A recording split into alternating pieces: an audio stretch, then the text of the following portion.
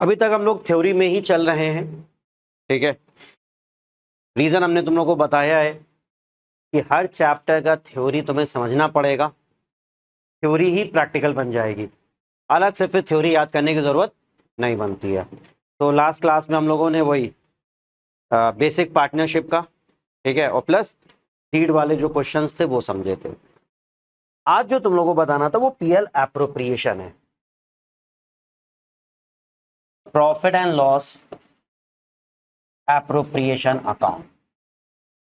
भाई हमने तुम लोग को ये चीज बताई है कि जो क्लास 11 में आप सोल ट्रेडर पढ़ के आए हो, ठीक है, जो क्लास 11 में आप सोल ट्रेडर पढ़ के आए हो, पार्टनरशिप भी वैसा ही है।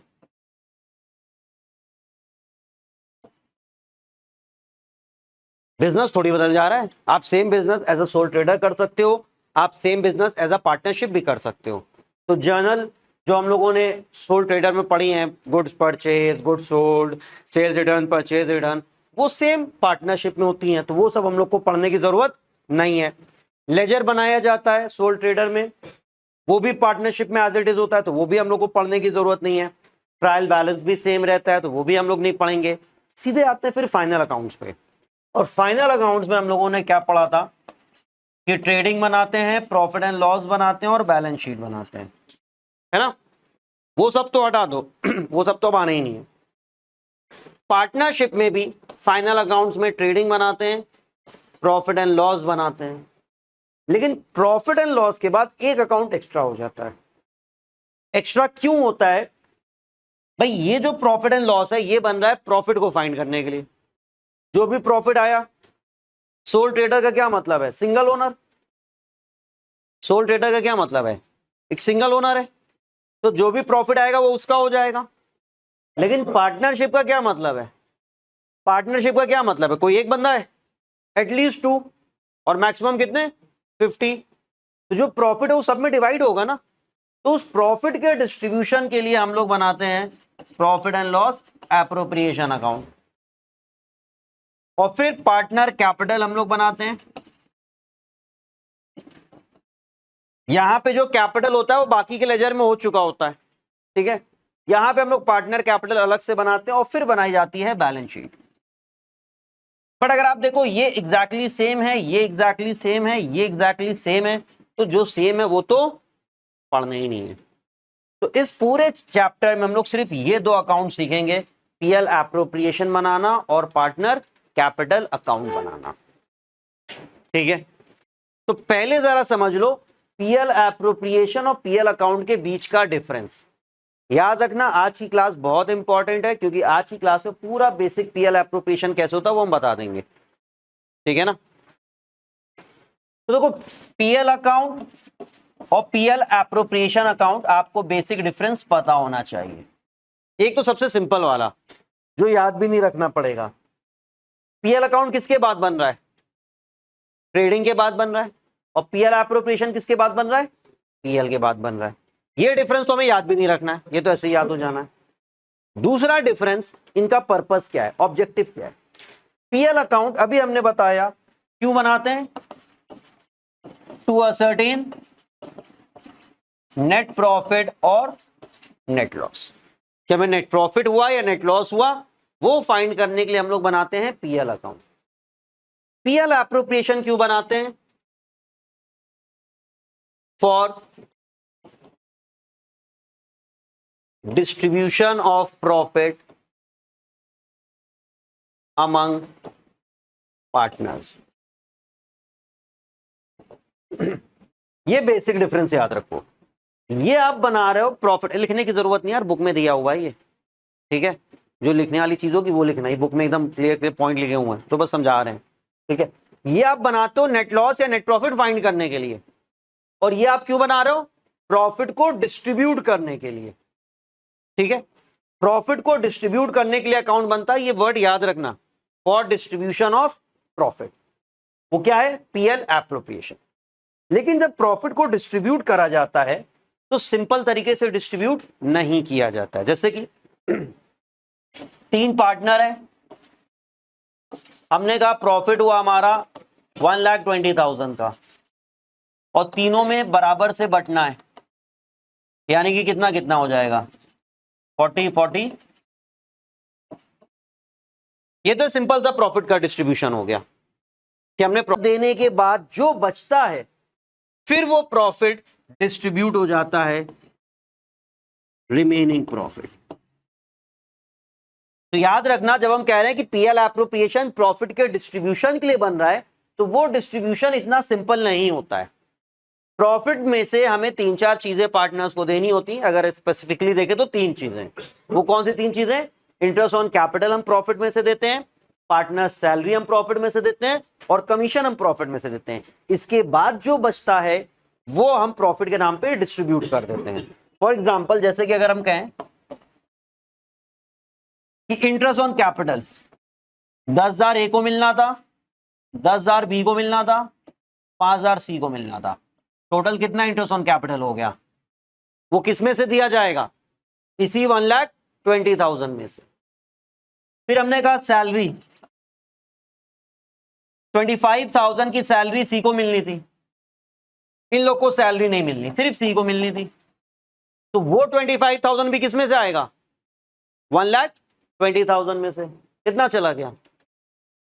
50 चला गया। अभी कितना बाकी है? 40,000। फिर हमने कहा कमीशन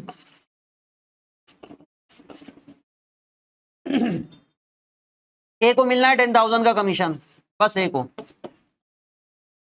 तो 10,000 का कमीशन भी किस में से जाएगा? 1,20,000 में से। तो 1,20,000 में से टोटल 60,000 चला गया। कितना बचा? 60 बचा। वो 60,000 अब पार्टनर्स प्रॉफिट के नाम पे आपस में डिस्ट्रीब्यूट कर लेंगे। तो अगर 3 लोगों में इक्वली डिस्ट्रीब्यूट होगा तो 1/3 1/3 1/3, यानी कि 20,000 20,000 20,000। तो जो हमारा पूरा प्रॉफिट डिस्ट्रीब्यूट हुआ है, ए को कितना मिला? 40, बी को कितना मिला? 30 और इसको कितना मिला? 50। तो इस तरीके से आपने प्रॉफिट को एप्रोप्रिएट किया अलग अलग हेडिंग्स में। तो आपने डिस्ट्रीब्यूट पूरा 1,20,000 किया है, बट डायरेक्ट ना करके इस तरीके से करते हैं। ठीक है, तो प्रॉफिट का डिस्ट्रीब्यूशन सिंपल नहीं होता है। प्रॉफिट में से 3 चीजें हमें देनी होती है। 3 चीजें याद रखना। वो 3 चीजें क्या है जो पार्टनर को देनी है? वो क्या क्या है? Interest on capital, partner salary, partner commission. बस पार्टनर वाला, बाकी किसी से हमें कोई मतलब नहीं है। ठीक है, तो जो प्रॉफिट का डिस्ट्रीब्यूशन होगा वो कैसे होगा? वेरियस हेड्स में होगा। वो क्या क्या हेडिंग्स है? Interest on capital, salary, commission. उसी प्रॉफिट में से रिजर्व भी बनाते हैं। रिजर्व पता है ना कि फ्यूचर में हमें कोई जरूरत पड़ जाए तो हम एक रिजर्व क्रिएट कर लेते हैं प्रॉफिट में से। वो किसी पार्टनर का नहीं होता, वो फर्म का होता है। वो भी उसी प्रॉफिट में से करते हैं फ्यूचर के लिए। जब आप कमाते हो, अर्न करते हो, तो आपकी जो एक्स्ट्रा अर्निंग है, जो सरप्लस बच रहा है, उसमें से आप रिजर्व क्रिएट करते हो। अपने खर्चों में से रिजर्व नहीं क्रिएट करते हो कि यार हटाओ, स्कूल की फीस नहीं देंगे, पहले रिजर्व क्रिएट करेंगे, खाना नहीं खाएंगे रिजर्व। ऐसा नहीं करते हो आप बढ़िया खा लोगे, सारी स्कूल की फीस और जितने खर्चे सब कर लोगे। फिर आप देखो कि मेरे पास इतना पैसा बच रहा है, चलो यार इसमें से कुछ पैसा एक जगह पे सेव कर लो, कभी जरूरत हो, फ्यूचर में कोई ऐसी इमरजेंसी आ जाए तो मेरे पास कुछ पैसा होना चाहिए। ठीक है, ये चीज समझ में आया? ठीक है, पीएल एप्रोप्रिएशन में भाई यही चीज हम लोग प्रॉपर एक लेजर बना के करने वाले हैं, कैसे कैसे चीजें हम लोग को डिस्ट्रीब्यूट करनी है। इतना क्लियर है? इसमें कोई प्रॉब्लम है? तो पीएल अकाउंट और पीएल एप्रोप्रिएशन अकाउंट का बेसिक डिफरेंस क्या है? एक तो बेकार है, वो क्या है? PL account is prepared after trading और PL appropriation is prepared after PL account. PL क्यों बनता है? टू असर्टेन नेट प्रॉफिट या नेट लॉस। और एप्रोप्रिएशन क्यों बनता है? For distribution of profit. एक और डिफरेंस देखो जरा। पीएल अकाउंट का does not have opening and closing balance. Opening और क्लोजिंग कहते हैं जो अनट्रीटेड है, जो कैरी फॉरवर्ड होगा। इसमें कैरी फॉरवर्ड जैसा कुछ होता ही नहीं है, क्योंकि ये तो प्रॉफिट निकालोगे, जो प्रॉफिट होगा वो कहां जाएगा? पीएल एप्रोप्रिएशन में। तो ये अकाउंट हमेशा क्लोज हो जाता है, इसमें कोई ओपनिंग क्लोजिंग बैलेंस नहीं होता है। लेकिन पीएल एप्रोप्रिएशन में इट कैन हैव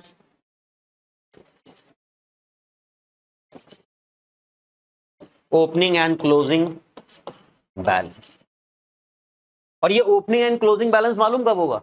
जब आप प्रॉफिट को उस साल डिस्ट्रीब्यूट नहीं करोगे, छोड़ दोगे। तो जो अनडिस्ट्रीब्यूटेड प्रॉफिट होता है ना, वो क्लोजिंग बैलेंस कहलाएगा, और वो अगले साल क्या हो जाएगा? Opening balance. इसमें ऐसी कोई पॉसिबिलिटी है ही नहीं कि हम नेट प्रॉफिट ही ना फाइंड करें। नेट प्रॉफिट तो आपको हर हाल में फाइंड करना है ना, तो नेट प्रॉफिट तो आपको हर हाल में फाइंड करना है, तो इसमें ओपनिंग क्लोजिंग ऐसा कुछ है ही नहीं, ये तो अकाउंट क्लोज हो ही जाएगा।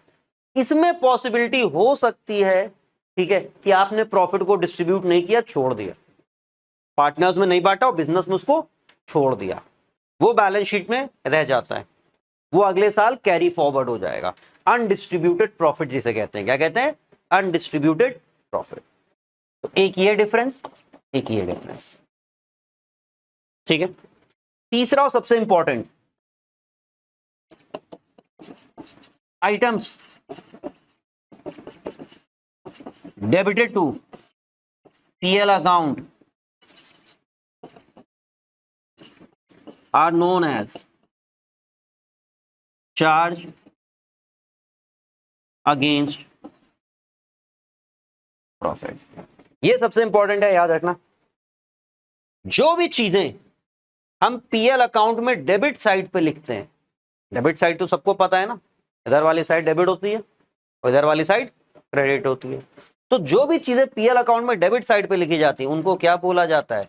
Charge against profit. ये याद रखना है। देखो थ्योरी जो बता रहे हैं फालतू की नहीं है, अच्छे से समझ जाओगे, जब आगे क्वेश्चन करेंगे तो रियलाइज होगा ये सब जो सर ने बताए थे, ये सब पे तो बस क्वेश्चन में आना है, सिर्फ एक आध कैलकुलेशन तुम्हें सीखना है, बाकी सब यही है, ठीक है। और जो बोला जाता है ना कि क्वेश्चन बहुत बेसिक है, कॉन्सेप्ट बेस्ड है, तो वो यही होता है, एकदम बेसिक लेवल पे उठाते हैं, बहुत हाई फाई क्वेश्चन नहीं आते हैं। ये याद रहेगा, charge against profit. Charge against profit word बस अभी याद रखो, अभी आगे डिटेल में पढ़ेंगे इसको। और यहां लिख लो, items debited to PL appropriation account are known as appropriation of profit.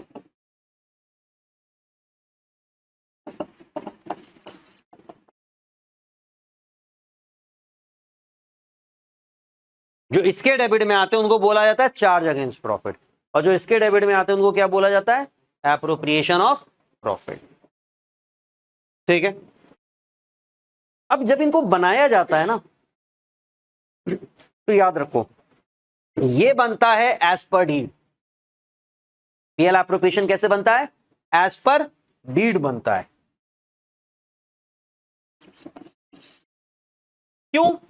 क्योंकि पीएल एप्रोप्रिएशन बन रहा है प्रॉफिट डिस्ट्रीब्यूशन के लिए, मतलब फर्म जो है जो पार्टनर में चीजें डिस्ट्रीब्यूट कर रहा है। और ये हमने लास्ट क्लास में बताया था कि फर्म और पार्टनर का जो आपस में लेन देन होता है वो सब एज पर डीड चलता है। डीड इसीलिए तो बनती है, फर्म और पार्टनर का आपस में क्या लेन देन होगा उसके लिए बनती है डीड। और अभी हम लोग ने पढ़ा ना कि प्रॉफिट का डिस्ट्रीब्यूशन हो रहा है पार्टनर्स में। प्रॉफिट किसका होता है? पार्टनर का होता है कि फर्म का होता है? फर्म का होता है, और फिर वो पार्टनर में डिस्ट्रीब्यूट हो रहा है। प्रॉफिट किसका होता है? फर्म का होता है, और फिर वो किस में डिस्ट्रीब्यूट हो रहा है? पार्टनर में। मतलब फर्म प्रॉफिट पार्टनर्स को बांट दे रहा है, किलो बांट लो प्रॉफिट, तो वो एज पर डीड होता है। बट ये तो तुम बिजनेस कर रहे हो ना, प्रॉफिट नेट लॉस कैसे आता है? जो तुम बिजनेस कर रहे हो, किसी सामान खरीद रहे हो, किसी सामान बेच रहे हो, यहां पे कोई डीड का यूज है? तो पीएल अकाउंट में डीड का कोई यूज नहीं होता है। डीड के हिसाब से कौन बनता है? PL appropriation. क्यों? क्योंकि इसमें वो सारी चीज आ रही जो फर्म पार्टनर को दे रहा है, तो फर्म और पार्टनर के रिलेशन पे बेस है ये चीजें, इसलिए ये एज पर डीड बनेगा, और ये तुम बिजनेस कर रहे हो। इसमें याद रखो ये बनता है एज पर मैचिंग प्रिंसिपल। किसी को याद है क्लास 11 में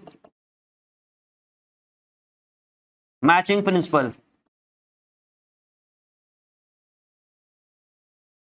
हाँ भाई, किसी को याद है मैचिंग प्रिंसिपल? अरे याद होता तो नंबर अच्छे ना आते। कोई भी जब आप एक रेवेन्यू को कंसिडर करते हो, इस साल में हमने 12 लाख रुपए कमाया है, तो उस रेवेन्यू को कमाने में जो भी पैसा खर्चा हुआ है वो सब एक्सपेंस बन जाता है। ऐसे तो प्रॉफिट आता है कि एक 12 लाख की अगर आपको इनकम जनरेट करी है आपने, उस इनकम को जनरेट करने में कुछ पैसा खर्चा हुआ है कि नहीं हुआ है? कैसी इनकम जनरेट हो गई है? खर्चा हुआ है ना। तो जितना पैसा आपका खर्चा हुआ है, चाहे आपने पे किया हो चाहे ना पे किया हो, वो सब आपके लिए एक्सपेंस बन जाता है। और फिर इनकम में से एक्सपेंस माइनस करते तो हमारा क्या आ जाता है? नेट प्रॉफिट आ जाता है। इसे ही कहते हैं मैचिंग प्रिंसिपल, कि आप रेवेन्यू से एक्सपेंसेस को मैच कराते हो। बिकॉज ऑफ मैचिंग प्रिंसिपल हम लोग प्रीपेड एक्सपेंसेस को माइनस कर देते थे, हटा देते थे, क्योंकि वो इस साल का नहीं होता था। तो इस साल की रेवेन्यू का पार्ट नहीं है, वो पैसा अगले साल के लिए आप खर्चा कर रहे हो, तो वो अगले साल की रेवेन्यू से मैच करेगा। ठीक है। मैचिंग प्रिंसिपल क्या है? जब आप प्रॉफिट फाइंड करते हो तो नॉर्मली एक कम पढ़ा लिखा आदमी जब प्रॉफिट फाइंड करेगा, वो मालूम कैसे फाइंड करेगा? इतने का मान ला, ये पैसा खर्चा हुआ, ये सारे मेरे एक्सपेंस हो गए, इतने का भेज दिया, माइनस कर दो, प्रॉफिट हो गया। बट तुम लोग पढ़े लिखे हो और अकाउंट्स पढ़े हुए हो, तुम लोग इस तरीके से काम नहीं करोगे। माल जितना भी ले आए, इस साल कितना बिका है, बस उसी को आप एक्सपेंस में कंसिडर करोगे, आप पूरा एक्सपेंस में कंसिडर नहीं करोगे। क्लोजिंग स्टॉक इसीलिए क्या किया जाता है? कॉस्ट ऑफ गुड्स सोल्ड से माइनस कर दिया जाता है, क्योंकि ये तो इस साल बिकेगा ही नहीं। तो मैचिंग प्रिंसिपल की एक रेवेन्यू को जनरेट करने में जो भी पैसा खर्चा होगा बस वही कंसिडर करना है, चाहे पे करो चाहे ना पे करो, तब आपका करेक्ट नेट प्रॉफिट आएगा। तो ये एज पर मैचिंग प्रिंसिपल चलता है, इसमें मैचिंग प्रिंसिपल का कोई काम नहीं है।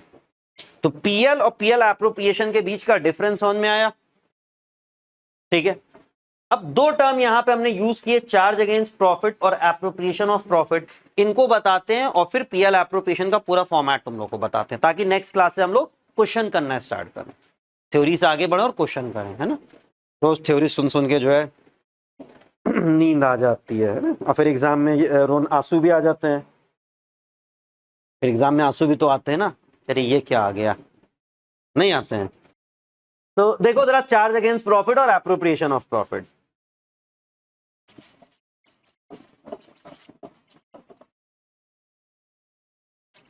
पहला डिफरेंस तो अभी तुम लोग बता सकते हो,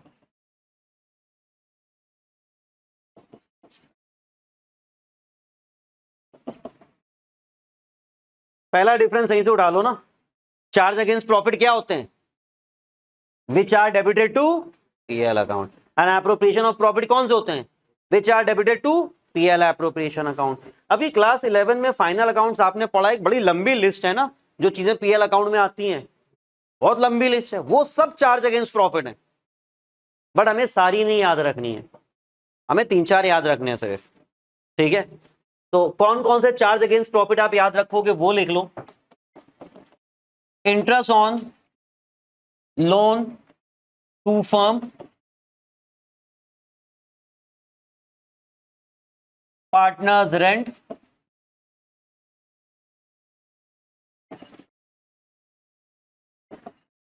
मैनेजर्स कमीशन। जितने भी एक्सपेंसेस हम लोग प्रॉफिट एंड लॉस में लिखते हैं ना डेबिट साइड पे, वो सब चार्ज अगेंस्ट प्रॉफिट कहलाते हैं। आप ये 3 याद रखना बस, ये 3 charge against profit.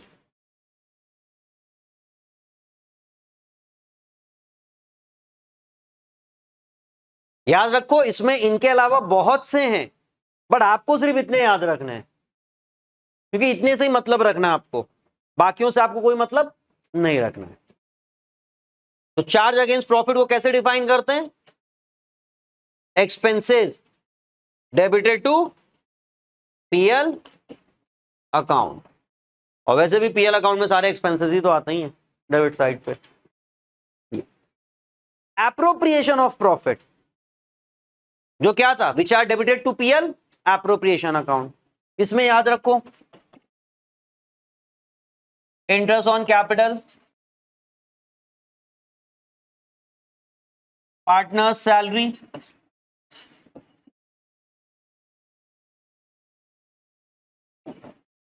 Partners commission. एक चीज और होती है रिजर्व, बट ये 3 पे आप फोकस करोगे, बस याद रखना रिजर्व भी एप्रोप्रिएशन का ही पार्ट होता है।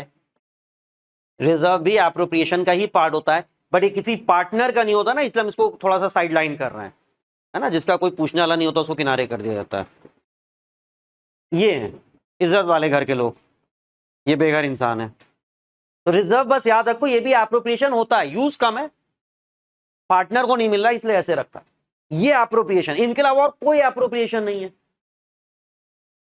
इनके अलावा और कोई एप्रोप्रिएशन नहीं है। तो मेरी ये बात सुनकर तुम लोग को थोड़ा अच्छा लगना चाहिए, क्योंकि जब पीएल अकाउंट बनाते थे हम लोग तो बड़ी दिक्कत रहती थी, सर क्या क्या लिखना है ना, और डेबिट में लिखना है कि क्रेडिट में लिखना है, ये भी कंफ्यूजन था। यहां हमें क्या पीएल बनाना है? नहीं, हमें सिर्फ क्या बनाना है? PL appropriation. और हमने कहा सिर्फ यही है, इनके अलावा और कुछ नहीं है। तो इतना तो तुम्हारे लिए आसान हो गया ना कि पीएल एप्रोप्रिएशन में इन चार के अलावा कुछ भी नहीं आता, और ये चारों किधर आएंगे? डेबिट। ठीक है,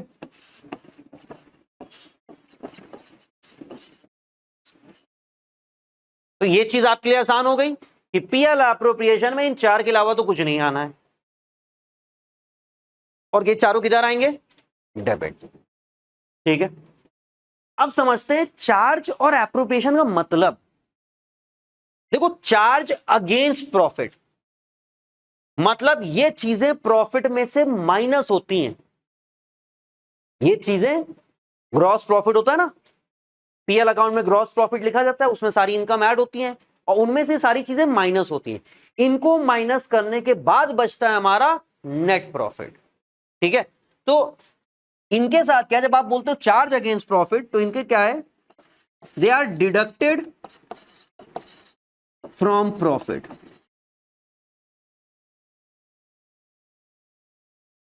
प्रॉफिट में से डिडक्ट किए जाते हैं, और डजेंट मैटर आपके पास प्रॉफिट है या नहीं है, even if there is loss. याद रखो,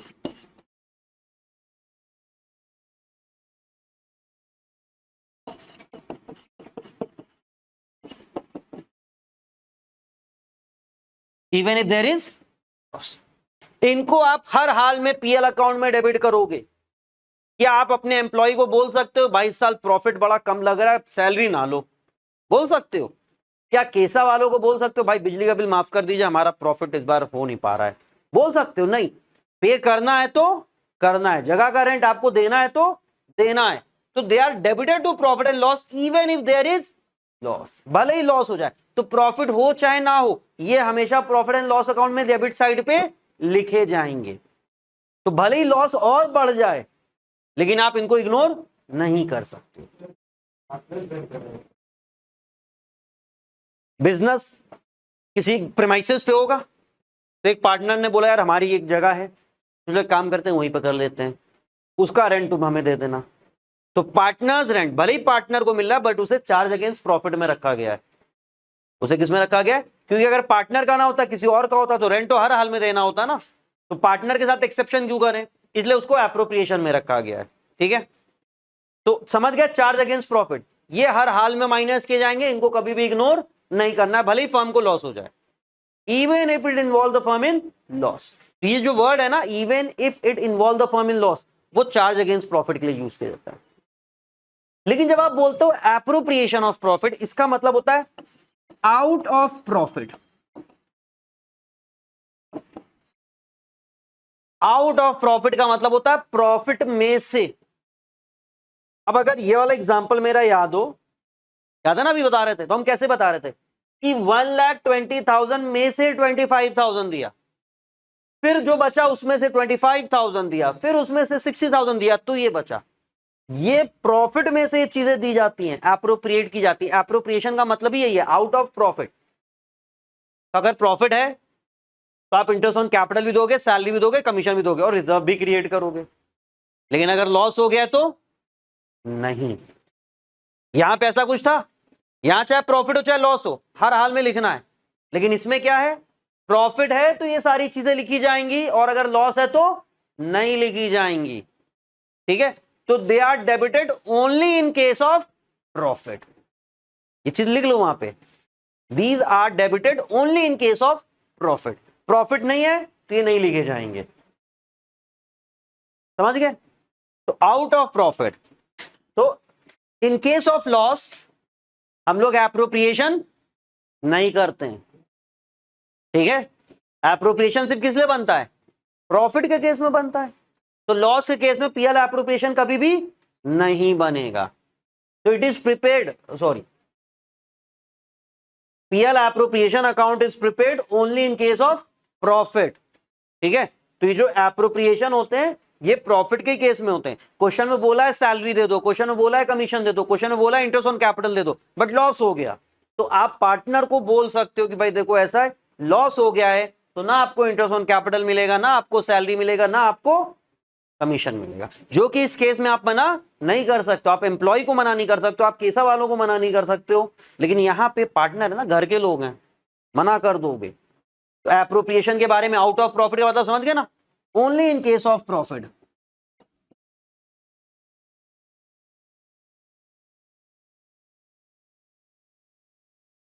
तो पीएल और पीएल एप्रोप्रिएशन सबको समझ में आ गया।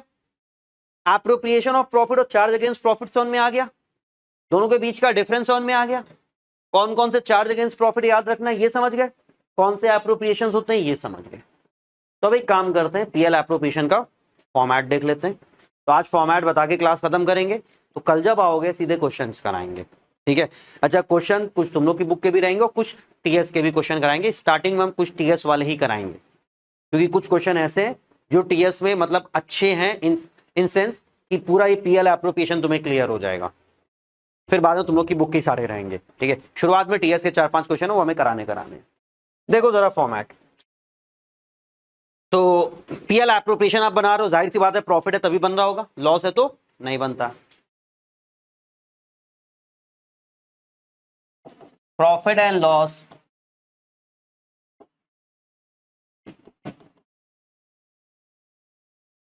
एप्रोप्रिएशन अकाउंट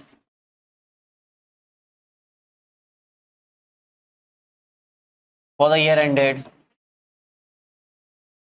2025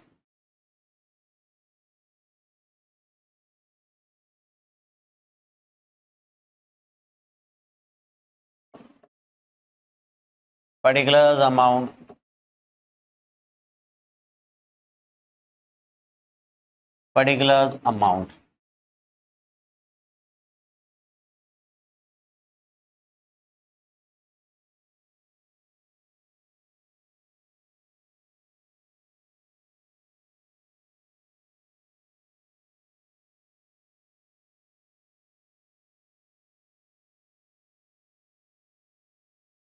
चलो याद रखो। तो आपको बनाना है पीएल एप्रोप्रिएशन, ठीक है। ये पूरा फॉर्मेट हो गया, ये साइड आपकी डेबिट की साइड हो गई और ये साइड आपकी क्रेडिट की साइड हो गई। अब एक चीज समझो जरा, हम लोग ने क्या पढ़ा कि सबसे पहले हम लोग पीएल अकाउंट बनाएंगे। पीएल अकाउंट में एक साइड पे एक्सपेंसेस आ जाते हैं, इस साइड पे क्या आ जाती हैं, इनकम होती है। यहां पे क्या होता है, ग्रॉस प्रॉफिट होता है, और उसके बाद नेट प्रॉफिट कहां पे आता है, ये नेट प्रॉफिट फिर हम लोग पीएल एप्रोप्रिएशन में ट्रांसफर करते हैं, तो क्रॉस में आएगा ना। अब ये चीज याद रखना, क्लास 11 में तो इसका यूज कम हुआ है, क्लास 12 में भरपूर यूज होगा। एक लेजर से दूसरे लेजर में कोई भी चीज ट्रांसफर करोगे हमेशा किधर जाएगा, क्रॉस में। डेबिट वाला क्रेडिट में, क्रेडिट वाला डेबिट में, और नाम क्या लिखोगे, आप जहां से आए हो, ठीक है। बलिया से आए हो तो बलिया, बरेली से आए तो बरेलवी, ठीक है। देवबंद से आए तो देवबंदी, लखनऊ से आए तो लखनवी। जिस अकाउंट से आ रहे हो उसका नाम लिखोगे, ये चीज याद रखनी है तुम्हें, ठीक है ना। ये चीज याद रखनी है कि एक लेजर से दूसरे लेजर में जाएगा तो कैसे जाएगा, क्रॉस में जाएगा। डेबिट वाला क्रेडिट में, क्रेडिट वाला डेबिट में, और नाम किसका लिखोगे, जिस लेजर से आए हो। बट हाँ, यहां पे हम लोग उल्टा कर रहे हैं, उल्टा इन सेंस पहले कैपिटल बनता है और फिर हम लोग को पीएल एप्रोप्रिएशन बनाना चाहिए, लेकिन हम लोग पहले पीएल एप्रोप्रिएशन बनाएंगे और फिर कैपिटल बनाएंगे, तो ये एक चीज उल्टी कर रहे हैं, ठीक है ना। तो ये चीज ऐसे याद रखना। तो सबसे पहला काम होता है नेट प्रॉफिट लिखना। किस नाम से लिखा जाएगा, बाय प्रॉफिट एंड लॉस। क्यों, क्योंकि वहीं से आ रहा है ना। तो by profit and loss account, bracket में आप नेट प्रॉफिट मेंशन कर लो। और ये जो नेट प्रॉफिट होता है ना, ये होता है करेक्ट नेट प्रॉफिट। ये क्या होता है? Correct net profit. Correct net profit का मतलब सारे चार्ज अगेंस्ट प्रॉफिट इसमें से माइनस हो चुके हैं। करेक्ट नेट प्रॉफिट का क्या मतलब है कि सारे चार्ज अगेंस्ट प्रॉफिट इसमें से माइनस हो चुके हैं, फिर ये प्रॉफिट यहां पे आया। अब कितनी चीजें लिखनी थी और कहां लिखनी थी? पीएल एप्रोप्रिएशन में। Interest on capital, partner salary, partner commission, reserve, और कहां लिखना था? Debit side. सिंपल है, याद हो जाएगा। तो सबसे पहले देखो इंटरेस्ट ऑन कैपिटल कैसे लिखोगे। शॉर्ट में लिख रहे हैं to interest on capital, IOC short में लिखा है। अब ये इंटरेस्ट ऑन कैपिटल किसी ना किसी पार्टनर का होगा ना। अब ये इंटरेस्ट ऑन कैपिटल किसी ना किसी पार्टनर का होगा, तो जो भी पार्टनर है ए कैपिटल ऑब्लिक करंट, अभी लिख लो फिर बताती है ऑब्लिक करंट का क्या मतलब है। B capital oblique current, interest on capital ऐसे लिखोगे। अमाउंट लिख के यहां पे टोटल कर दिया। इंटरेस्ट ऑन कैपिटल के बाद क्या था? पार्टनर्स की सैलरी थी ना, टू सैलरी, सेम वैसे ही A capital oblique current, B capital oblique current, फिर पार्टनर्स का कमीशन था, टू कमीशन, ए और बी सेम वैसे ही capital oblique current, capital oblique current.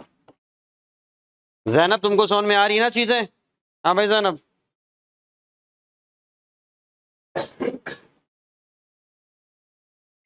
ठीक है। ये हो गया। ये तीन चीजें थी जो पार्टनर को मिलनी थी। एक चीज और थी, वो क्या थी? रिजर्व। क्या वो किसी पार्टनर को मिलना था? नहीं। तो बस आप ऐसे ही लिख दोगे रिजर्व डायरेक्ट। ये किसी पार्टनर को नहीं मिलता है, ठीक है। इनको कहते हैं एप्रोप्रिएशन, कॉज ये डेबिट साइड। एक चीज एक्स्ट्रा आएगी एप्रोप्रिएशन के अलावा, एक चीज एक्स्ट्रा आएगी, इंटरेस्ट ऑन ड्रॉइंग, और वो बाय साइड पे आएगा। इसे एप्रोप्रिएशन क्यों नहीं कह रहे हैं? क्योंकि ये इनकम है। ये क्या है? इनकम है। ये तो पार्टनर से लिया जा रहा है और ये क्रेडिट साइड पे आ रहा है। ये एप्रोप्रिएशन नहीं है।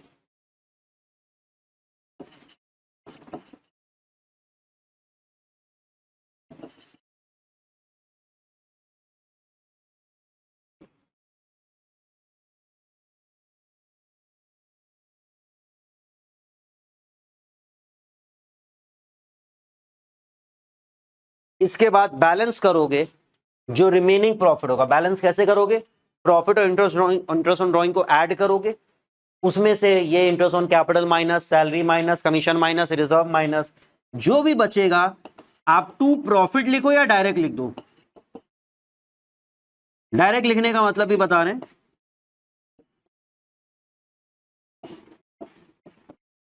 या तो आप ऐसे लिखो to profit S capital B's capital, या फिर direct to S capital B's capital भी लिख सकते हो, ठीक है। ये तुम्हारा रिमेनिंग प्रॉफिट होता है। ये क्या होता है? रिमेनिंग, जिसे डिविजिबल प्रॉफिट भी कहते हैं। इसे क्या कहते हैं? Divisible profit.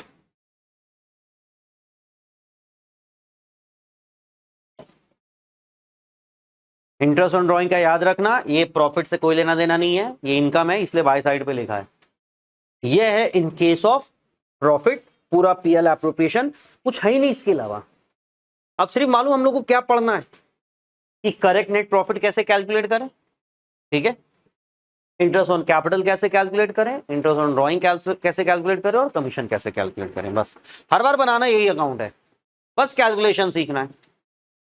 ये फॉर्मेट कॉपी करो तो लॉस के केस में बता दें। हो गया सबका? सबने कर लिया? चलो। व्हाट इफ लॉस हो जाए, तो इन केस ऑफ लॉस देखो जरा,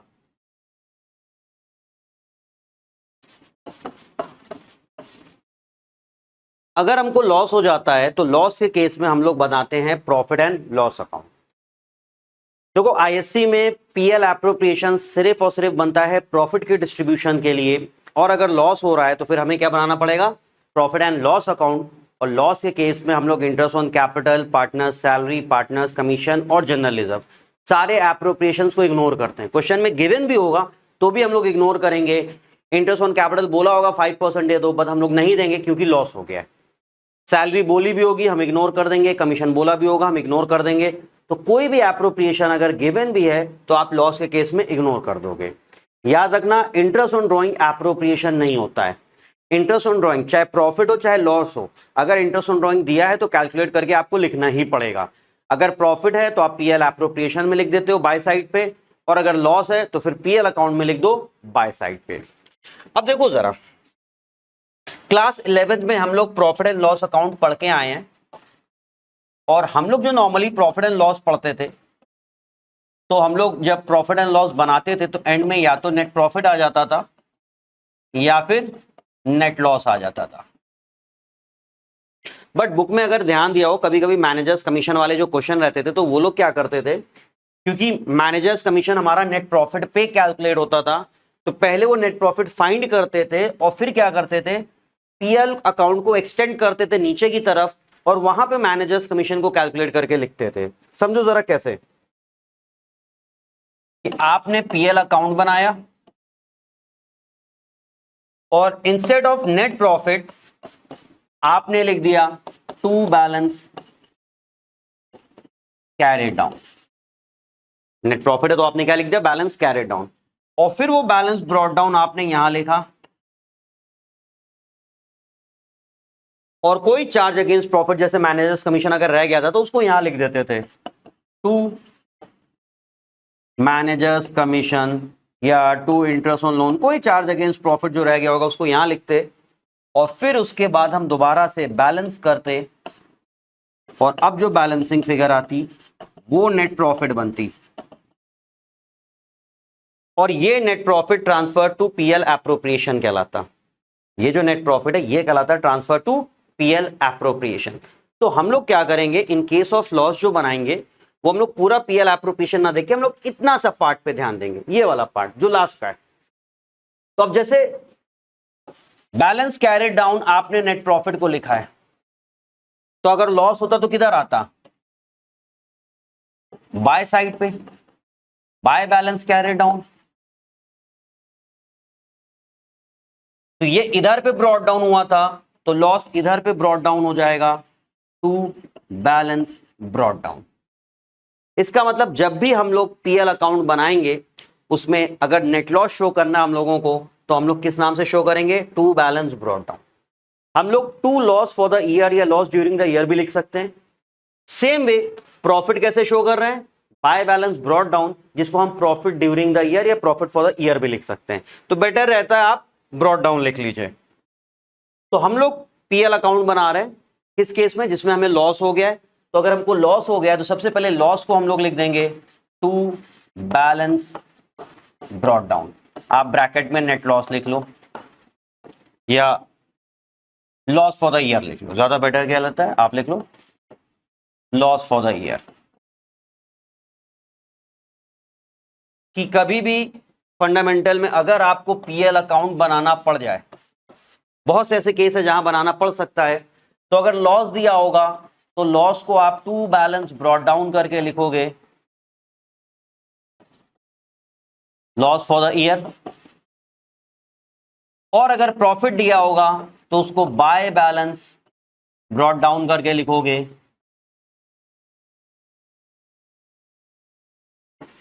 प्रॉफिट फॉर द ईयर। और उसके बाद जो भी चीजें इसमें लिखनी है उसमें लिखो और इसको करो बैलेंस। अगर ये साइड छोटी है, ठीक है, यहां पे आपने प्रॉफिट लिखा है, ये साइड छोटी है, तो फिर उसको आप to net profit transfer to PL appropriation लिख लो, या फिर डायरेक्टली टू पीएल एप्रोप्रिएशन भी लिख सकते हो। क्या लिख सकते हो?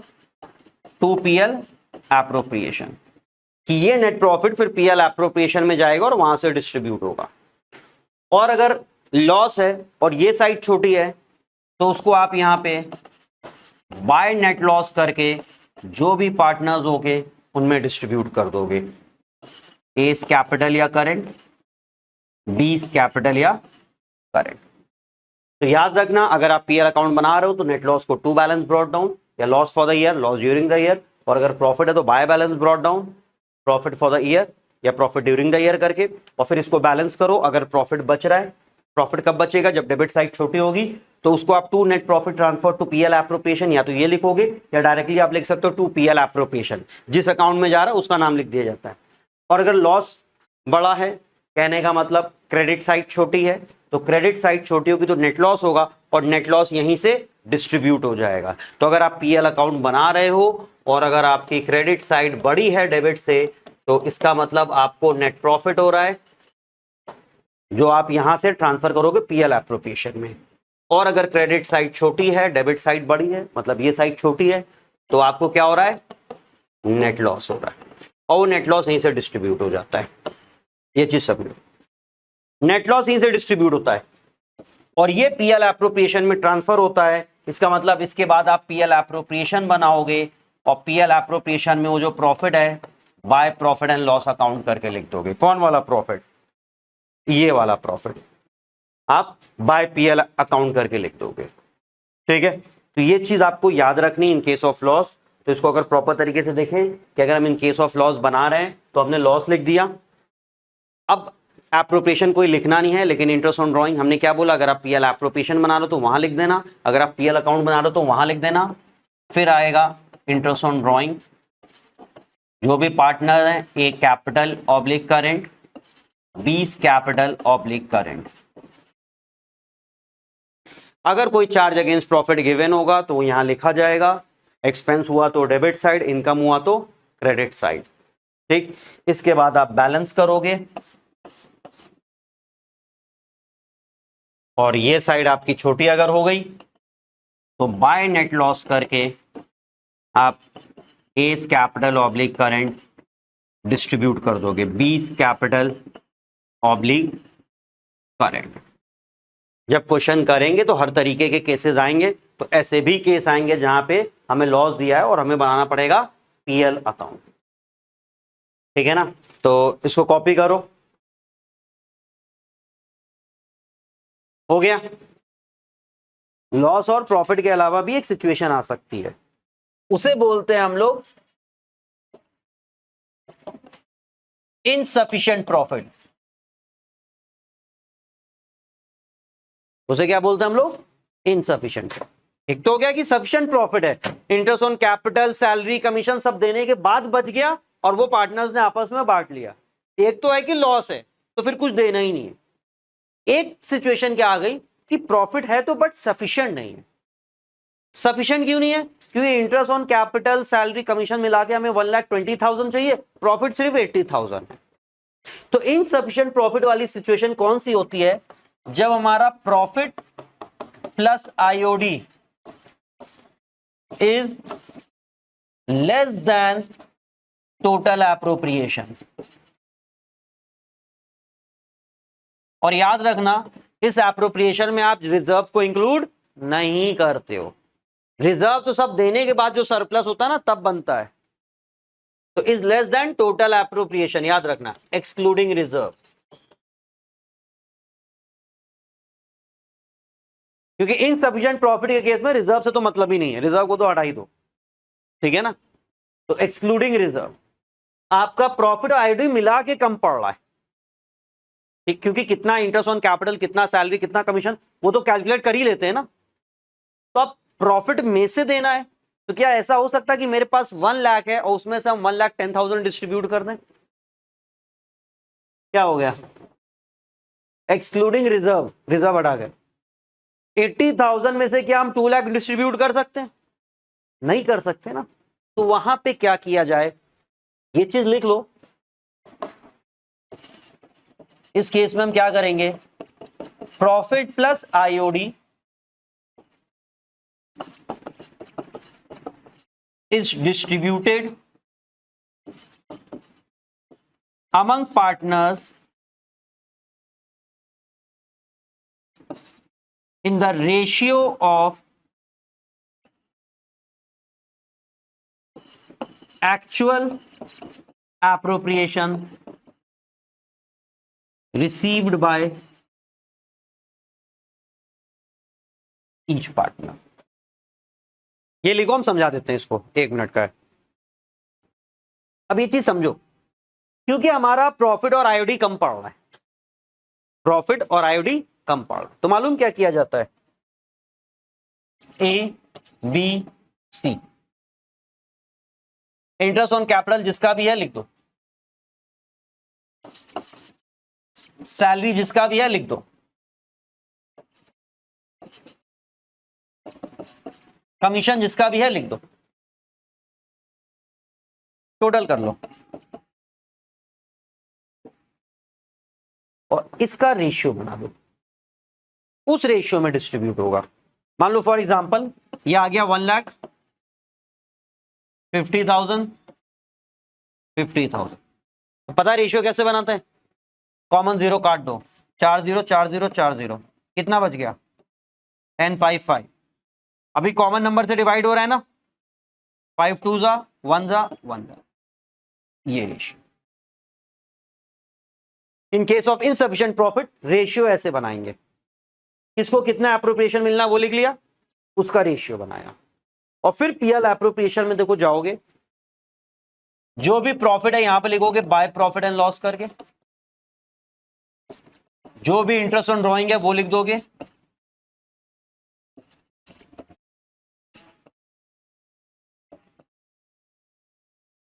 क्या हो गया, जे लिख दोगे। उसके बाद इस पूरे का टोटल प्रॉफिट प्लस आईओडी किस रेशियो में बांटोगे, 2:1:1, और डिस्ट्रीब्यूट करके यहां पे सीधे 2 प्रॉफिट करके लिख दोगे,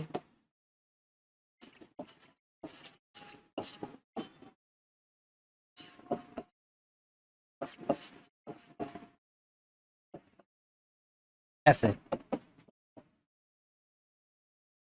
वो अलग से सैलरी अलग से कमीशन नहीं देंगे, आपने क्या किया, एक्चुअल एप्रोप्रिएशंस का टोटल किया, उसका रेशियो बनाया, तो उस रेशियो में इन दोनों के टोटल को डिस्ट्रीब्यूट कर दोगे। इस तरीके से प्रेजेंटेशन थोड़ा सा डिफरेंट हो जाता है।